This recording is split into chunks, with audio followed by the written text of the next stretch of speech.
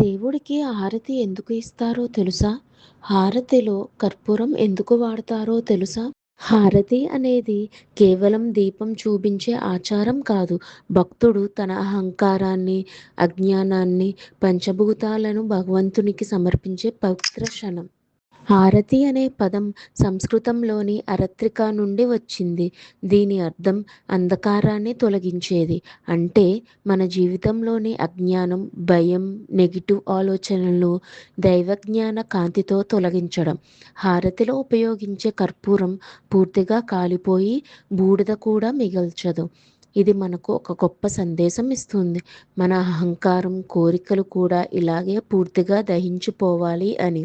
హారతి సమయంలో ఊపే దీపం ద్వారా ఆకాశం, వాయువు, అగ్ని, నీరు, భూమి అనే పంచభూతాలను భగవంతునికి సమర్పిస్తున్నామనే భావన ఉంది.